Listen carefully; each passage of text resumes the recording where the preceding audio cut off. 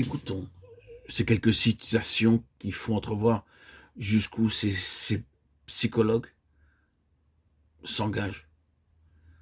Ils prétendent que l'âme se compose de deux parties. L'une est dévouée à la vérité, aime l'honnêteté et la raison. L'autre est brutale, fourbe, esclave des sens.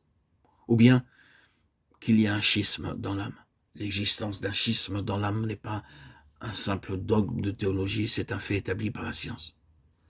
L'homme est doté de deux intelligences, dont chacune est capable d'action indépendante. Elles sont aussi capables d'action simultanée, mais dans l'ensemble, leurs pouvoirs sont indépendants. Et elles remplissent des fonctions indépendantes. Les facultés distinctes de l'une appartiennent à cette vie, celles de l'autre sont spécialement adaptées à un plan de vie supérieur. Je les distingue en appelant l'une intelligence objective et l'autre intelligence subjective. Quelles que soient les facultés qui se trouvent à exister dans l'intelligence subjective de tout être sensitif, elles ont nécessairement existé à l'état potentiel chez l'ancêtre de cet être, qu'il soit proche ou éloigné. C'est par un corollaire de cette proposition que nous sommes fondés à dire que toutes les facultés qui existent dans l'intelligence subjective de l'homme doivent nécessairement exister à l'état potentiel dans l'intelligence de Dieu le Père.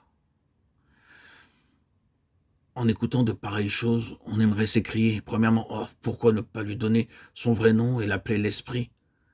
Puis quelle tragédie que ces hommes, ces psychologues, aient fait des philosophes païens leur sphère de recherche et qu'ils aient laissé la Bible de côté. On pourrait penser que le nom donné à une chose a peu d'importance pourvu que la valeur en soit bien saisie. Mais nous estimons qu'il est d'une importance vitale de reconnaître que nous avons ici deux choses absolument distinctes et séparées, et non pas deux aspects d'une même chose. C'est une erreur de parler de l'union ou de la communion de l'âme avec Dieu, car il n'existe rien de semblable. L'union avec Dieu ne peut être que par l'Esprit. Celui qui s'unit au Seigneur est avec lui un seul esprit. 1 Corinthiens 6, 17. Quelle que soit l'élévation qu'atteigne la vie de l'âme, il n'y aura pas d'union divine avant que l'Esprit ait été remis à sa place, ramené à la vie. Jésus-Christ a dit que cette expérience est fondamentale et indispensable. Naître de nouveau. En vérité, je te le dis, si un homme ne naît de nouveau, il ne peut voir le royaume de Dieu. En vérité, je te le dis, si un homme né d'eau et d'esprit, il ne peut entrer dans le royaume de Dieu. Jean 3, 3 et 5. Et Nicodème s'achoppe à la question physique, mais il entend bientôt ces mots. Ce qui est né de la chair est chair, et ce qui est né de l'esprit est esprit. Jean 3, 6. Il est donc évident, frères et sœurs en Christ, que ce n'est pas le corps qui naît de nouveau, et ce n'est pas non plus l'âme.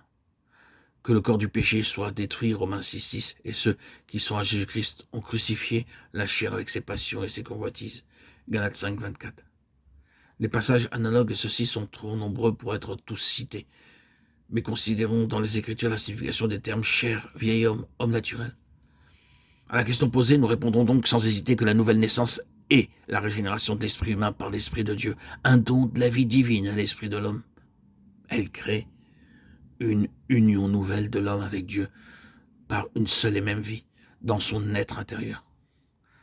Cette union avec Dieu ne peut être que sur la base de la résurrection de Christ devenue notre expérience. Ça signifie que toute la signification de sa mort expiatoire, substitutionnaire et représentative a été acceptée par la foi, alors même qu'elle ne serait pas comprise.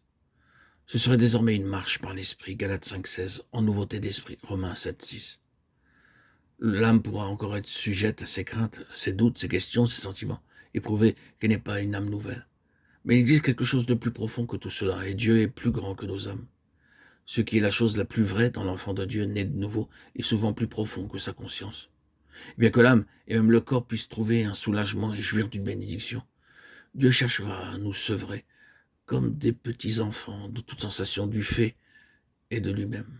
Ceux qui doivent avoir et demandent dans leur sens une évidence continue de leur vie nouvelle, ne grandiront pas spirituellement, mais ne resteront que de petits enfants.